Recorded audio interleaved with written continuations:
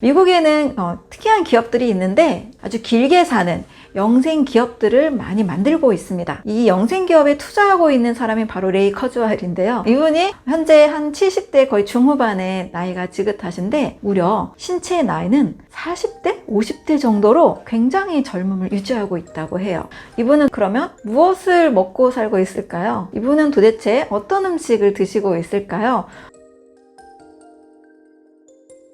주로 제가 대표적인 항염 밥상을 소개해드리면 꼭 식전에는 과일을 좀 드시고요. 식사 중에는 현미 잡곡의 형태의 밥이 더 좋겠죠. 현미 잡곡밥에 다양한 쌈채소들 그리고 미역이나 다시마나 곰피 같은 해조류 이런 것들을 넣으면 몸에 아주 좋은 비타민 또 면역 미네랄들이 늘 공급이 될 수 있습니다. 그리고 여러분 꼭 우리가 쌀밥을 먹어야만 밥을 먹은 것 같다. 여기서 조금 자유로워졌으면 좋겠는데요. 일본의 아주 장수 섬으로 알려진 오키나와 이런 섬에서는요 고구마를 굉장히 많이 주식으로 먹습니다. 우리나라는 쌀이 주식인데 그 지역에서는 고구마를 전체 식사의 57% 정도를 먹는다고 해요. 그래서 만약에 바쁘실 경우에는요 여러 밥상을 차리지 않고 고구마 한 종류만 드셔도 충분한 식사가 될 수 있습니다. 식전에는 과일을 드시고 또 쌈채소, 해조류를 통해서 다양한 항산화 이런 물질들을 공급받으시면 좋겠고요. 때로는 고구마 하나만 드셔도 훌륭한 면역 밥상, 항염 밥상이 될 수가 있습니다.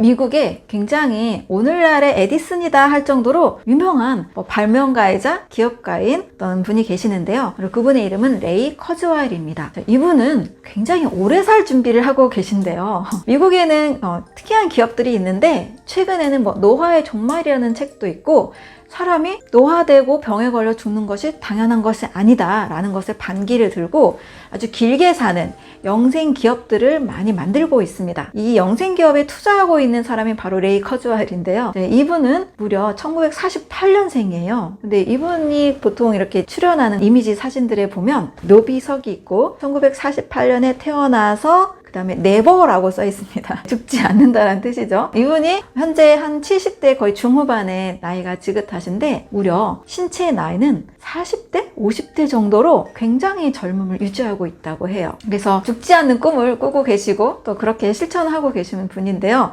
이분은 그러면 무엇을 먹고 살고 있을까요? 이분은 도대체 어떤 음식을 드시고 있을까요? 분명히 그런 몸을 만든다는 것은 몸에 좋은 음식을 먹고 있겠죠. 자, 오늘 제가 말씀드린 음식과 비슷합니다. 블루베리라는 과일을 굉장히 많이 드시고 있고 그 다음에 콩, 두유, 그 다음에 아몬드 같은 견과류 그리고 오메가3 지방산이 많은 등푸른 생선, 고등어, 연어 이런 생선류를 드신다고 해요. 자, 제가 말씀드린 과일, 채소류, 콩류, 견과류 다 나왔죠? 바로 이것이 몸의 노화를 방지하고 병에 안 걸리는 굉장히 건강에 좋은 음식이라는 것도 꼭 기억해 주시면 좋겠습니다. 여러분들도 꼭 도전을 해보세요. 늘 그냥 간식으로 블루베리 같은 거 이렇게 간단하잖아요. 블루베리, 그다음에 아몬드, 견과류, 빵, 과자 대신에 여러분의 이 책상을 그렇게 한번 바꿔보시면 좋겠습니다.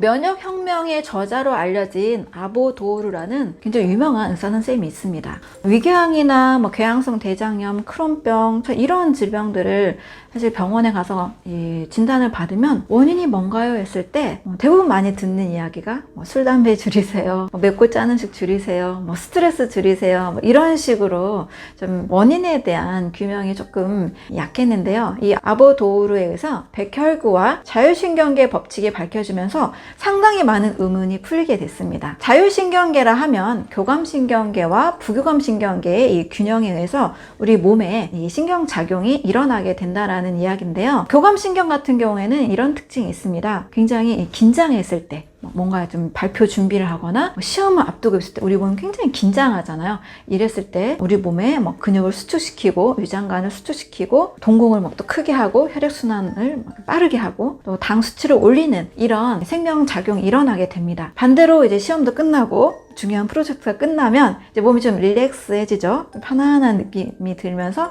부교감 신경이 이제 항진이 되면서 이제 몸을 편안하게 만들어 줍니다. 이 두 신경은 사실 균형이 중요해요. 교감 신경도 잘 작동이 되는 게 중요하고 부교감 신경도 잘 작동이 되는 게 중요한데 사람에 따라서 교감 신경이 지나치게 항진되는 경우에 문제가 오고 부교감 신경이 지나치게 항진될 경우에는 또 문제가 오게 됩니다. 이 두 신경의 조화를 잘 만드는 것이 중요한데요. 바로 이 교감신경이 항진됐을 때 오는 질병들, 또 이때 어떠한 이 면역세포들이 작용하는지를 면역혁명의 저자인 아보 도오른 선생님이 밝혀낸 겁니다.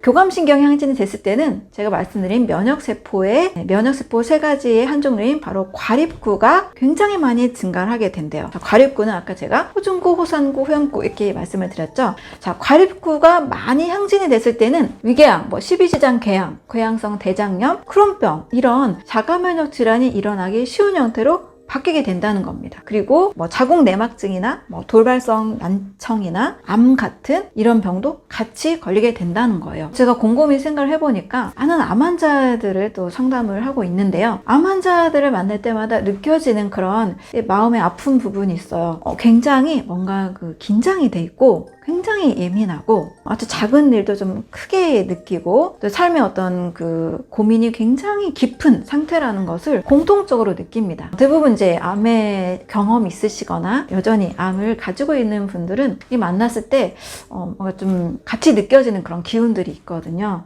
활발하게 웃고 편하고 이런 분들은 사실 많이 거의 못 본 것 같아요. 좀 많이 삶에서의 심리적인 고통도 굉장히 크시고 또 긴장하면서 사시는 굉장히 신경 쓰는 자녀 문제나 가족의 상황들, 또 사회생활의 고통에 굉장히 시달리는 상태인 분들이 많았습니다. 바로 이 이론이 저는 굉장히 신뢰가 되는 편인데요. 교감신경이 항진되어 있는 분들이 암에 잘 걸릴 수 있다라는 의견으로 맞춰지고 있는 것 같아요. 그래서 암 환자들은 또 암 많은 전문가들께서도 심리적인 갈등이 암의 원인이 된다라고 말씀을 하시고 있고요. 갈등 상황을 해결하면 암이 굉장히 면역 관해가 일어나거나 더 이상 자라지 않은 것들도 많이 관찰했다는 이야기들이 있습니다. 자, 그래서 자율신경계와 면역세포인 이 과립구와의 연관관계, 이것으로 인해서 아까 같은 위궤양, 12지장궤양, 궤양성 대장염, 암 이런 질병들이 많이 생길 수 있다는 것을 잘 기억을 하시고요. 자, 그렇다면 교감신경이 내가 항진이 돼 있다라면 반대를 하면 되거든요. 부교감신경을 잘 항진시킬 수 있는 균형을 맞춰줄 수 있는 방법을 선택하면 됩니다.